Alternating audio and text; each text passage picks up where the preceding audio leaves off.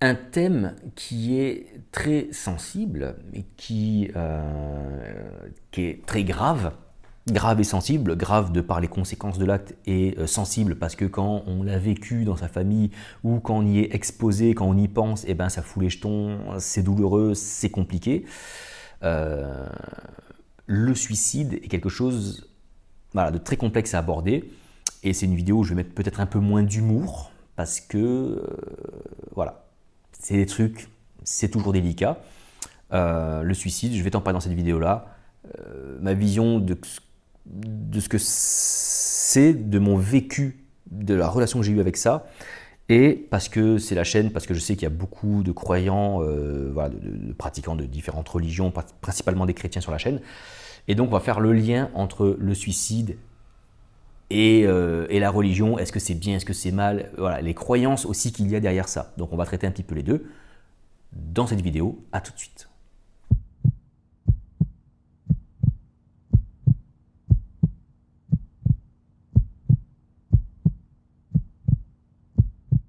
Bonjour tout le monde, bienvenue pour un nouveau partage sur la source intérieure et comme d'habitude n'hésite pas à t'abonner à la chaîne et ou à rejoindre la chaîne. Donc un sujet voilà, compliqué, complexe, le suicide. Alors, quand j'aborde des sujets comme ça, qui touchent une partie médicale, parce qu'on va voir que évidemment le médical y joue, je précise tout de suite, je ne suis pas psychiatre, je ne suis pas psychologue, je ne suis pas psychothérapeute, je ne suis pas... j'ai rien, j'ai un bac pro comptabilité. Voilà, c'est tout ce que j'ai. Un bac pro comptabilité, des diplômes militaires, mais aucun dans le domaine de la psychologie, de près ou de loin, absolument rien. T'as compris? Je ne suis pas un professionnel de santé, je ne suis pas médecin, je ne suis pas psychologue, je n'ai aucune qualification de quelque nature que ce soit, de près ou de loin, dans tout ce qui touche le psychisme, la psychiatrie, la psychologie, la psychanalyse, bref, bac pro comptabilité. Mention assez bien, s'il vous plaît. Bon, quand on regarde un petit peu le suicide, on peut s'apercevoir que ce qui va amener, on peut arriver à se suicider par différentes voies. Je ne suis pas en train de te parler du mode selon lequel on va se suicider. Je te parle de qu'est-ce qui va nous amener à vouloir nous suicider. Moi, de ce que j'ai observé, vu, vous avez la personne, vous avez le... C'est les termes que j'emploie moi, hein, c'est pas du tout des termes médicaux ou machin. Il y a ce que j'appelle moi personnellement le suicide compulsif. Quelqu'un vit quelque chose de très traumatisant, il ne le supporte pas et donc il va se foutre en l'air parce qu'il n'y a pas le recul, quoi. C'est quelque chose qui lui arrive et très rapidement, c'est pas forcément dans la seconde, mais ça va être dans l'heure qui suit, dans la minute qui suit, les minutes, l'heure, les heures, les jours, voire peut-être même voilà, les semaines qui suivent, mais c'est un délai assez court. Typiquement, ça peut être quelqu'un qui vit très mal un divorce, qui vit très mal la mort d'un de ses proches, qui vit très mal la perte d'un emploi. Alors cela, c'est quoi? Ça va être, eh bien, par exemple, la perte d'un emploi, ça peut être perte d'un emploi, perte d'une identité sociale, perte peut-être aussi de grosses sommes d'argent qui rentraient à la fin du mois. Qu'est-ce que je vais devenir? Mon identité repose sur mon statut professionnel. Cette identité-là disparaît. Qu'est-ce que fait l'ego? Et là, je suis en train de vous creuser une vidéo sur le lien entre instinct de survie et l'ego. C'est en train de mûrir dans... Donc voilà. Perte d'identité. J'étais grand PDG, j'étais quelqu'un... Toute mon identité était basée là-dessus. Paf, ça explose. Où est mon identité? Plus d'identité, plus rien à défendre. Et bien l'instinct de survie disparaît. Je me fous en l'air. Ça peut être aussi par l'inquiétude, effectivement, j'ai perdu un enfant, j'ai plus de rentrée d'argent, qu'est-ce que je vais devenir? Je ne me projette plus aucune identité. L'identité que j'ai à l'instant T, je sais que demain, elle va mourir parce que je ne suis plus personne. Parce que tellement il va me manquer, tellement je m'étais identifié à la relation que j'avais avec lui, avec elle, tellement je m'étais identifié à quelqu'un qui avait des moyens, j'en aurais plus, donc du coup demain qu'est-ce que je vais être? Eh ben ça je le supporte pas et donc je décide de me suicider, de me tuer. Vous avez ensuite des suicides, on va dire entre guillemets, réfléchis qui sont liés à une période de souffrance très longue. Ça peut être des personnes qui ont eu ce que j'exposais avant, mais qui l'ont gardé, on va dire, plus longtemps. Et ça passe pas, et ça passe pas. Un mois, 2 mois, 6 mois, 1 an, 2 ans, 3 ans, 4 ans, 10 ans. Ou des gens qui ont des maladies invalidantes, douloureuses, qui ne supportent plus la vie, ou très très très misérables, qui ont beaucoup de mal, à supporter ça. Ma vie est trop douloureuse et je préfère en finir. Parce que si j'en finis, au moins je n'aurai plus de douleur. Et ça, c'est vécu comme une libération. Alors ça a été aussi dans le suicide compulsif, quelque part aussi une forme de libération, mais c'est pas ça qu'on a à l'instant T quand on le fait. Dans le compulsif, c'est plus l'abandon, le mauvais abandon, tu vois. Je dis l'intériorité, c'est l'abandon, mais là on s'abandonne à la mauvaise chose en fait. C'est la démission. C'est la démission. Là, c'est ce qui va amener, c'est pas la démission, c'est vraiment le... Comment dire? Je peux plus. Alors je sais, oui, tu me dis, ouais, c'est pareil, non, mais je sais pas si vous voyez la différence entre les deux. Ils ont essayé et ils n'y arrivent pas. Que le premier, il n'a pas essayé. Ouais, il a vécu le truc, il n'a même pas cherché à essayer de voir si ça allait. Il s'est suicidé trop vite. Les autres, c'est ceux qui ont pris le temps d'attendre, de prendre du recul, voir si ça allait passer, si ça allait pouvoir digérer, si ça allait aller mieux avec le temps. Ça ne va pas mieux. Ça ne s'arrange pas, c'est de plus en plus dur. Plus les jours passent, plus c'est compliqué. Ils disent, dans ce cas-là, ok, j'ai pris du recul, j'ai regardé, je constate qu'effectivement, plus le temps passe, plus ça augmente. Qu'est-ce que ce sera demain? C'est trop dur, ça vaut pas le coup, on arrête les frais ici. Et là, vous avez des gens qui calculent, qui vont, pas forcément mettre en scène, mais qui vont planifier malheureusement leur suicide. Ça peut être, par exemple, le cas de harcèlement scolaire. Au bout d'un moment, on n'en peut plus, quoi. Et vous avez aussi, alors c'est celui qu'on arrive à éviter le plus, j'ai envie de dire, c'est le suicide, psychique. Le suicide psychique, c'est celui qui est lié à un dysfonctionnement du psychisme. Alors ça peut être effectivement des personnes... attention, alors il y en a un qui est là, c'est la dépression. La dépression, c'est un trouble psychique. L'équilibre psychique qui doit être fait dans le cerveau avec différentes molécules, substances, ne se fait plus. Et du coup, est-ce que le raisonnement est altéré? Et dans certains cas, c'est pas parce qu'on est dépressif qu'on est forcément suicidaire, mais parmi les suicidaires, c'est chez les dépressifs qu'on en trouve le plus. Mais il y a un déséquilibre psychique qui se fait, qui peut amener. Ça peut être aussi certaines maladies mentales, certains troubles mentaux, maladies mentales, psychiques. Et parfois, ce sont des choses encore plus ouf. Vous avez parfois chez les femmes qui ont la ménopause, un dérèglement hormonal qui va amener les personnes à commencer à avoir des envies suicidaires, des pensées suicidaires, complètement folles. Qu'est-ce que je fais là? À quoi ça sert que je vive? Et en fait, dans ce cas-là, il faut aller voir votre toubib, allez voir votre médecin. Allez pas sur la source intérieure, ça ne servira à rien. Allez voir votre médecin de suite, expliquez-lui. Et en fait, il peut vous faire un rééquilibrage avec c'est un traitement médicamenteux. Il va vous faire, comme il y a chez certaines personnes, je ne suis pas médecin, donc je te le dis avec mes mots, lors de la ménopause chez la femme, les hormones, les substances dans le cerveau qui se dérèglent, qui ne fonctionnent plus comme avant, ça crée là aussi un déséquilibre. Et là, avec des médicaments, c'est connu, on peut faire ce rééquilibrage et ça va beaucoup mieux. Et j'ai quelqu'un dans ma famille qui a eu le cas, elle a pris les médicaments, c'est réglé, elle est entre guillemets revenue à elle, tu vois.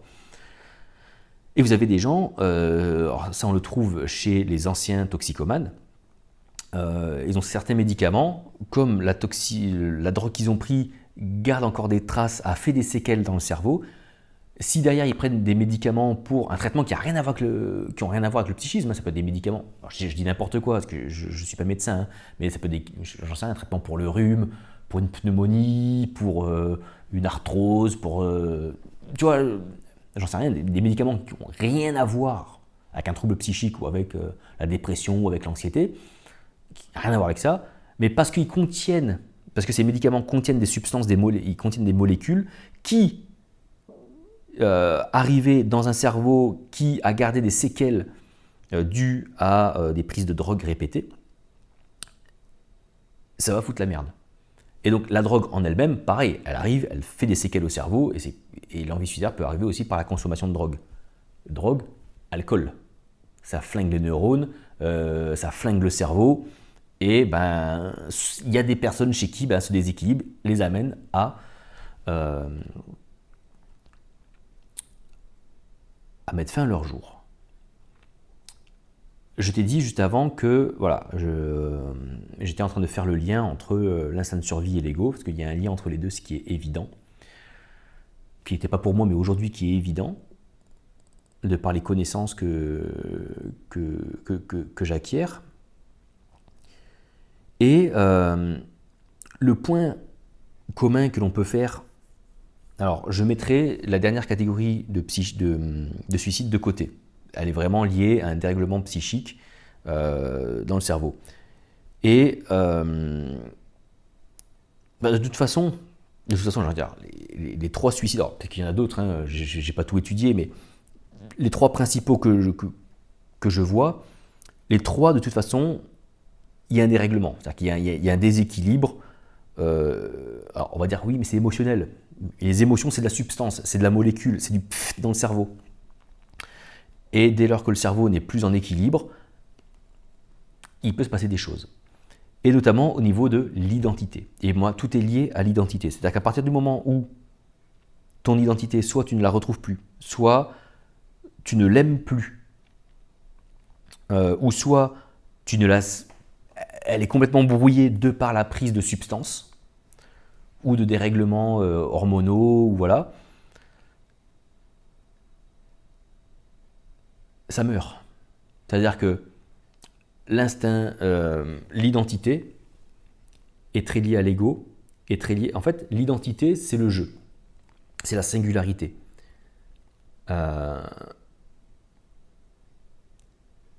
Cette singularité-là, c'est-à-dire l'expression singulière du divin, l'incarnation en une personne, dans le jeu, c'est le jeu de je suis, doit être protégé. C'est-à-dire qu'on a un instinct de survie qui protège, qui a pas protégé qui a protégé le je suis, mais pour protéger le je suis, il protège surtout le je.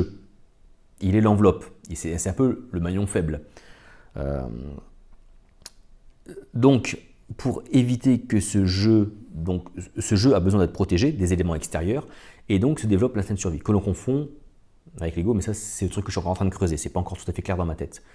Mais bref, il y a une identité à protéger. Si malheureusement il n'y a plus d'identité à protéger, c'est là où ça casse.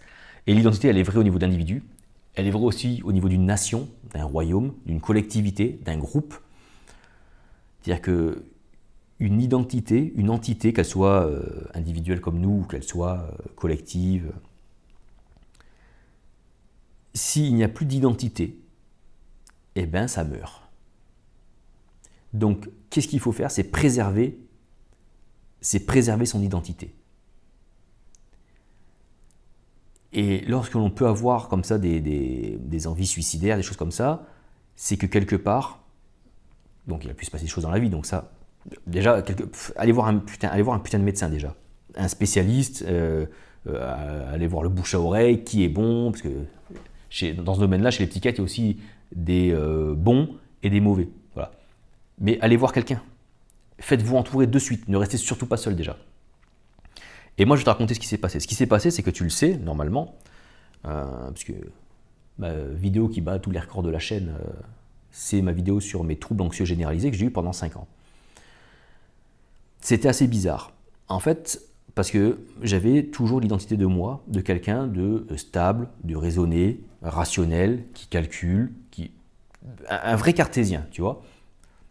Alors, je m'intéressais à du surnaturel, mais justement, je m'intéressais au surnaturel pour comprendre si derrière, il n'y avait pas quelque chose de tout à fait explicable. Donc, il y avait une rationalité, une cohérence derrière tout ce que je faisais.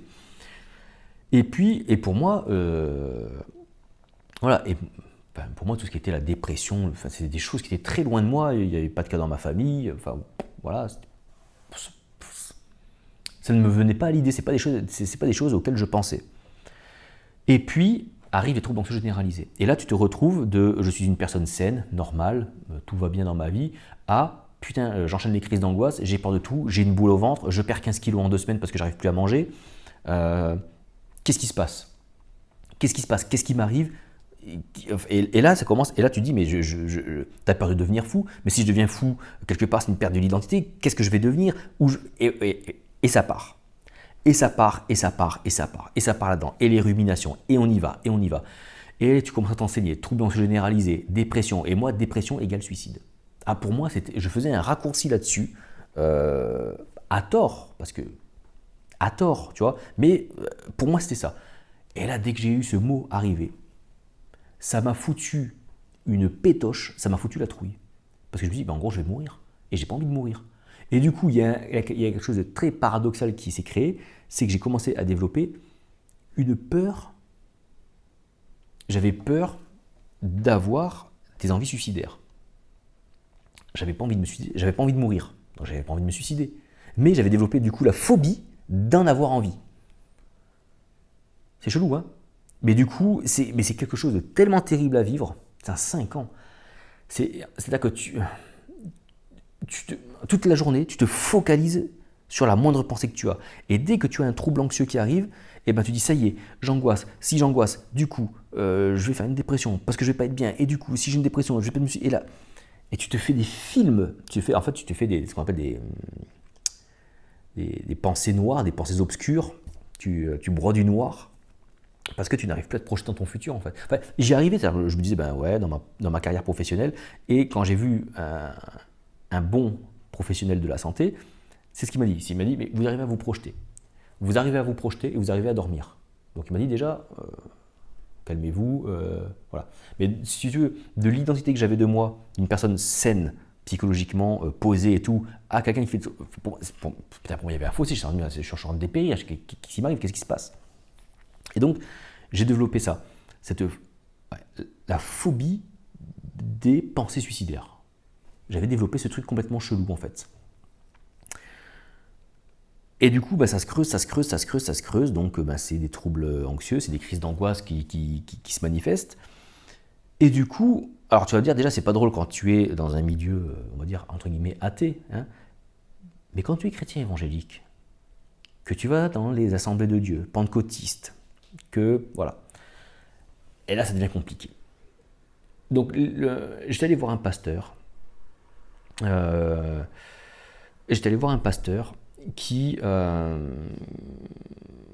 je lui raconte ce qui m'arrive et tout. Et donc, forcément, suicide égale le diable, égale les démons, combat spirituel. Et là, je me dis, putain, mais dans quoi je m'embarque? C'est un truc complètement ouf. Et on me dit, et moi surtout, suicide égale enfer. Mais moi, c'est surtout ça qui me fout la trouille. Et c'est ça qui, parfois, en tout cas chez les croyants, peut faire peur, c'est se dire, soit on est nous-mêmes déjà, on subit peut-être, alors pas ce que j'ai subi moi, mais on subit peut-être parfois des pensées suicidaires qui nous arrivent à l'esprit. Et on se dit, mais du coup, si jamais je le fais, je vais aller en enfer parce que dans ma croyance chrétienne, le suicide, c'est l'enfer. Sauf dans certains cas, parce que ça se discute dans les conciles, bref. Mais bon, en gros, c'est ça.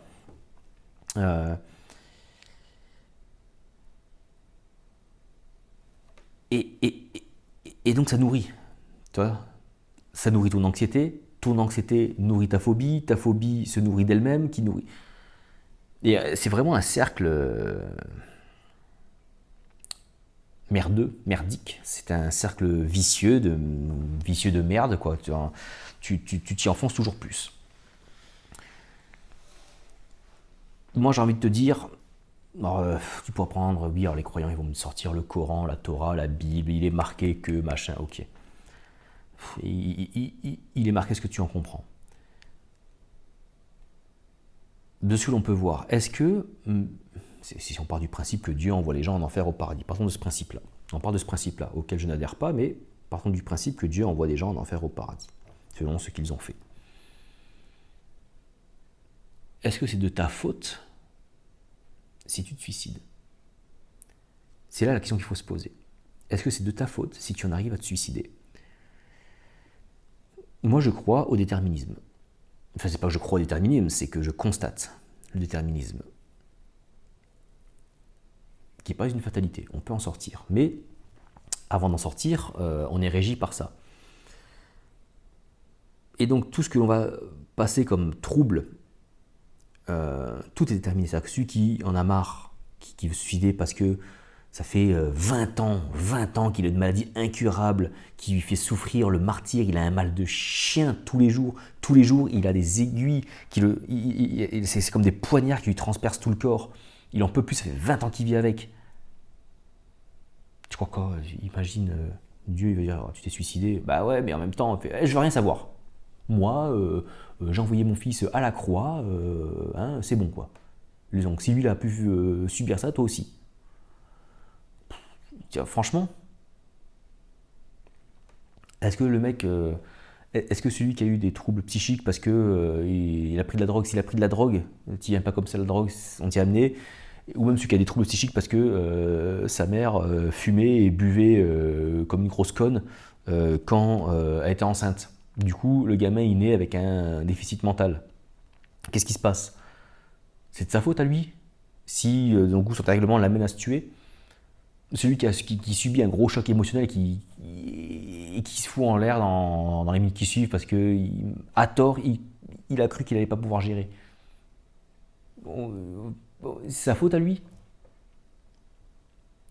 C'est une conséquence. Donc moi, ce que je crois, comme ça vous savez ce que je crois, hein, lorsque l'on décède, lorsque le corps arrête de fonctionner, que ce soit du suicide, une mort naturelle, un accident, ce que tu veux, il se passe le jugement.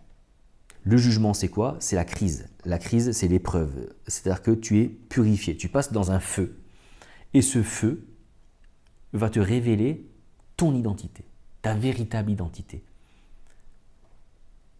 Et une fois que cette identité-là est révélée, ça prend le temps que ça prend. Je ne sais même pas s'il y a une notion de temps, de temporalité, je ne sais pas. Est-ce que ça doit être douloureux? Une désidentification, elle est de nature douloureuse. Donc oui, il y a des dents, pour reprendre les termes, il y a des dents qui grincent. Mais la finalité est toujours d'accéder, de retourner et de retourner au tout.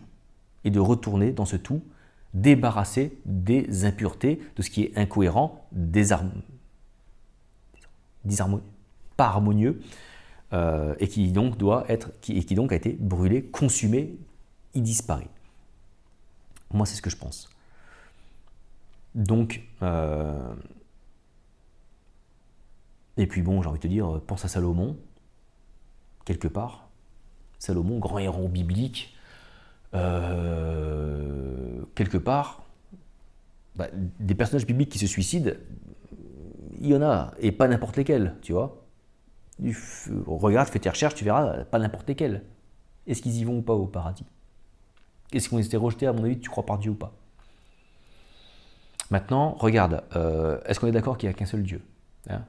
Si on est là, on se dit oui, ok, il n'y a qu'un seul Dieu. Que tu sois japonais, mexicain, catalan, norvégien, ce que tu veux, il n'y a qu'un seul Dieu. Il juge de façon pareille. Il n'y en a qu'un, les normes sont les mêmes, les principes sont les mêmes. Maintenant, les gens grandissent dans des cultures différentes. Est-ce que la culture n'est pas un déterminisme, putain de merde? Bien sûr que si. Et ben, tu as des cultures où le suicide est positif. Il est vu comme quelque chose de noble, d'honorable. Donc tu as des gens qui vont se suicider parce que pour eux c'est quelque chose d'honorable. C'est parce que notamment ils ont fait quelque chose de mal, donc l'identité qu'ils ont donnée n'est plus bonne et donc il faut supprimer cette identité-là. C'est un acte honorable. Voilà. Je supprime mon identité merdique du monde pour que les gens vivent mieux. Voilà. Et c'est un honneur. Voilà. On se dit, mec, c'est honorable ce que tu as fait de te suicider. Donc si tu rentres dans une culture qui est par essence un déterminisme, Est-ce que tu crois qu'on va venir te dire, bah du coup, ouais, bah t'as fait ça, bah tu crois que c'était bon, bah c'est pas bon. Ah, ben ouais, mais chez moi, je sais pas, moi j'ai grandi dans ce pays-là, ça fait 30 ans qu'on me dit ça. Eh ben oui, eh ben t'avais qu'à pas grandir dans ce pays. Mais j'ai jamais choisi de grandir. Ah bah oui, mais c'est jamais ta faute, tant pis pour toi, eh ben c'est comme ça, c'est comme ça. Soyons sérieux 2 minutes, on voit bien que. Oh, on voit bien que ça colle pas. Donc, si vous, moi le conseil que je peux vous donner, c'est si vous, voilà, vous sentez qu'il y a un problème, il y a des points suicidaires qui vous suivent, déjà j'espère que vous allez voir un spécialiste, un bon spécialiste, parce que pour en avoir vu, je vous garantis qu'il y en a des bons, il y en a aussi des très mauvais, mais il y en a aussi des très bons. Allez-y. Je ne suis pas pour vous donner des conseils médicamenteux, pas médicamenteux, de thérapie, pas faites ce qu'il y a à faire, mais allez mieux, réglez ce problème, réglez vite déjà le problème matériel, le problème charnel qui est là-dedans. Maintenant, ce problème-là est un signe. Il est un signe, oui, alors c'est pas qu'il est vraiment un signe, mais en tout cas, ça peut être un signal. En tout cas, moi je pense que c'est une opportunité. Alors déjà, on se fait soigner, mais l'opportunité c'est quoi? C'est de se dire, mais généralement les gens qui viennent à l'intériorité, enfin pas qui viennent à l'intériorité parce que c'est l'intériorité, mais qui vont venir réellement chercher Dieu en se dépouillant totalement, quand vous traversez ces troubles-là, il y a une période. Quand je vous dis que le suicide est lié à l'identité, donc des envies suicidaires sont liées à un trouble de l'identité. Trouble de l'identité, c'est que quelque part, tu es dans une phase de désidentification partielle, et donc c'est là où désidentification partielle, vous savez, quand je vous dis que l'intériorité c'est une désidentification de l'extérieur pour retrouver celle de l'intérieur, eh ben tu traverses déjà un petit peu ce feu en fait. Tu vis l'enfer, en fait, finalement, quelque part. Alors je dis pas que ça prend tout cet extrême-là pour tout le monde. Par contre, toutes les personnes qui ont trouvé cette voie d'éveil, cette réalisation spirituelle, qui sont entrés dans ce que je vis moi, même d'une autre façon, d'une autre forme, dans le parcours, au début, à la fin, au milieu, intensément, moins intensément, elles ont un rapport avec la notion de suicide. Alors pas forcément des envies suicidaires, mais elles ont touché le thème, elles ont touché la question. À un moment donné, c'est venu. Ça a creusé. Et il y a celles qui, une fois que ça fonctionne, se disent bon finalement ça va mieux, je reprends ma vie comme elle était. Et ceux qui disent attends, ok, ça va mieux, mais il s'est passé quelque chose, ou qui pendant l'épreuve, pendant le truc, saisissent, et je pense que c'est effectivement là que ça se fait le mieux. Voilà, alors tu vas me dire, oui, toi tu dis ça parce que ça c'est arrivé pendant tes troubles anxieux. Ce que je m'aperçois, c'est que effectivement j'étais le seul à avoir les troubles anxieux, je suis aussi l'un des seuls chez qui ça a pris autant d'ampleur, l'intériorité.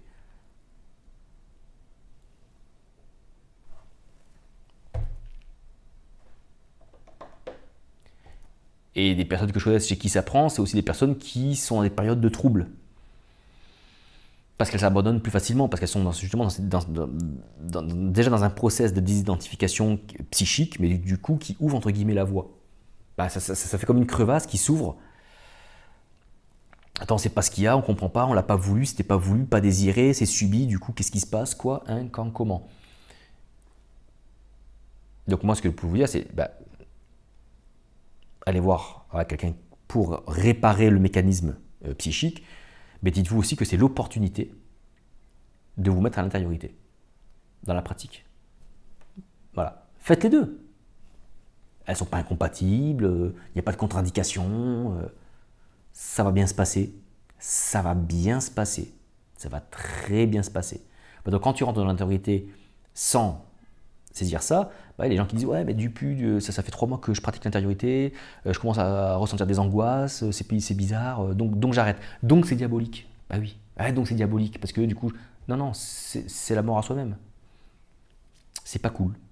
Alors, il y en a qui le découvrent en pratiquant l'intériorité, qui vont le provoquer dans l'intériorité, et d'autres qui le subissent par les choses de la vie. Tu peux soit le réparer psychiquement avec des professionnels de santé, des thérapies, etc. Et c'est tant mieux que ça existe, et il faut que ça existe, et il faut les suivre de façon correctement. Et tu reprends ta vie comme elle était. Ou alors, et tu répares ton cerveau, et tu en profites aussi pour aller dans l'intériorité et retrouver l'identité. Ton identité, le « je suis ». Alors je sais, ça fait très machin, quoi. Mais c'est de retrouver, savoir qui je suis réellement. Parfois, on croit qu'on pense savoir qui on est, on dit « ouais, moi je suis sûr… » Non, la nuit noire de l'âme, c'est ça. C'est la recherche de l'identité ultime, de l'identité originelle de qui nous sommes. Voilà. Je ne vais pas en dire plus parce que je ne voudrais pas broder de plus et dire plus de bêtises que j'ai dû peut-être en dire. Hein. Et s'il y a des spécialistes, des psychiatres qui regardent la vidéo, je n'en sais rien moi. Dites en commentaire, voilà, des précisions, des corrections s'il y a besoin que ce soit corrigé. Moi, je voulais surtout aborder voilà, ce que j'en pense, ce que j'en aperçois, remettre les gens, surtout les croyants qui ont peur de ces pensées-là, s'ils peuvent les avoir parce qu'on leur dit qu'ils vont aller en enfer et tout. Tout le monde y passe par l'enfer. Tout le monde. Pendant un certain temps. Alors, donc de toute façon, on y passe tous. Sûrement que tu es en train d'y passer. C'est cool. Profites-en. Parce que si tu n'en profites pas là, de toute façon, tu vas te le retomber, tu vas te le rechoper une deuxième fois, au moment où de toute façon, tu n'auras pas le choix. Parce que ça sera dans le processus de purification. Donc, quitte à vivre un truc pas cool, autant saisir la première opportunité. C'est toujours mieux. Voilà ce que j'avais à dire sur le sujet. Puis, n'hésitez pas, comme d'hab, tu commentes, poses tes questions, machin. J'essaierai de répondre si je peux y répondre. Et puis, sinon, voilà. Et voilà. Et puis, sinon, tu partages, tu commentes. Comme d'habitude, tu sais ce qu'il faut faire maintenant. Je te dis à très bientôt pour un prochain partage, pour une prochaine vidéo. Ciao, ciao.